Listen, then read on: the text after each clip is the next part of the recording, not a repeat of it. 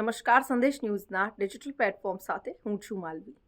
અમદાવાદના પાલડી વિસ્તારમાં આવેલા ફ્લેટ પર દરોડા પાડી એટીએસ અને ડીઆરઆઈએ 95 કિલો સોનું અને 60 લાખથી વધુની રોકડ રકમ કબજે કરી અને ચકચાર મચી ગઈ છે. હવે સ્વાભાવિક છે કે સૌ કોઈના મનમાં આ સવાલ ઊભો થાય કે આટલું સોનું અને રોકડા પૈસા આવ્યા ક્યાંથી?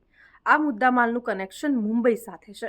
મૂળ અમદાવાદનો અને મુંબઈમાં રહેતો મેઘ શાહ, જે ડબ્બા ટ્રેડિંગ સાથે સંકળાયેલો છે, સાથે જ ડબ્બા ટ્રેડિંગથી મેળવેલા પૈસામાંથી સોનું ખરીદ્યું અને એને છુપાવવા માટે અમદાવાદમાં ફ્લેટ ભાડે રાખ્યો હતો. હર્ષદ મહેતાની જેમ શેરબજારમાં નાની સ્ક્રિપ્ટનો અપડાઉન કરતો મેઘ શાહ સેન્ટ્રલ એજન્સીઓની રડારમાં આવ્યો હતો. આજે શેર દલાલ છે મેઘ શાહનો આ ફ્લેટ બંધ હાલતમાં હોવા છતાં પણ લોકો દિવસ દરમિયાન ત્યાં અવરજવર કરતા અને તેમની સાથે મોટા થેલા જોવા મળતા અને રાત્રે પણ આ રીતની અવરજવર જોવા મળતી, જેને લઈને સ્થાનિકોમાં ચર્ચા થવા લાગી કે કંઈક ગડબડ છે. અને ત્યારબાદ બાતમી મળી અને બાતમીના આધારે આવિષ્કાર એપાર્ટમેન્ટમાં દરોડા પાડવામાં આવ્યા, જેમાં મુદ્દામાલ જપ્ત કરવામાં આવ્યો. આ ફ્લેટમાંથી જે સોનાનો જથ્થો પકડાયો એનું વજન કરવા માટે વજન કાંટો મંગાવવામાં આવ્યો અને નોટો માટે નોટોનું મશીન લાવવું પડ્યું. મેઘ શાહની બહેનના ઘરમાં પણ રેડ પાડવામાં આવી, જેમાંથી રેડ દરમિયાન મુદ્દામાલ જપ્ત કરવામાં આવ્યો. મેઘ મહેન્દ્ર શાહ મુંબઈનો મોટો શેર દલાલ છે. ડીઆરઆઈ અને એટીએસે જે દરોડાની કાર્યવાહી બપોરે શરૂ કરી, જે મોડી રાત સુધી ગઈકાલે ચાલી.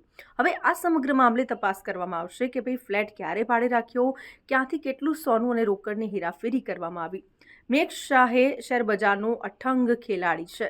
મેઘ શાહ તેના પિતા સાથે મળીને શેરબજારની આડમાં મોટા પ્રમાણમાં ગેરકાયદે રીતે ટ્રેડિંગ કરે છે. ટ્રેડિંગના કામકાજ માટે જ પાલડીમાં તેણે આ ફ્લેટ ભાડે રાખ્યો હતો અને આ ફ્લેટમાં મોટા પ્રમાણમાં સોનું અને કરોડો રૂપિયાની કિંમતી ઘડિયાળો અને રોકડ પણ રાખી હતી. શેરબજાર ઉપરાંત મેઘ શાહ બિટકોઇન અને હવાલા દ્વારા પણ કરોડો રૂપિયાના ટ્રાન્ઝેક્શન કરતા હોવાની પણ માહિતી મળી છે.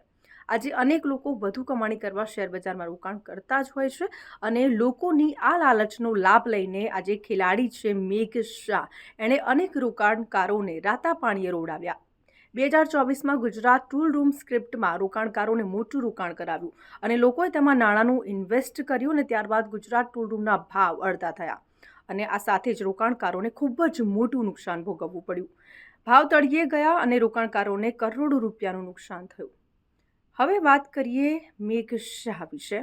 મેઘ શાહ મૂળ વાવથરાદ પાસે જેતરડી ગામનો છે અને 50 કંપનીઓ બંધ હતી અને ખરીદીને કૌભાંડ આચર્યું.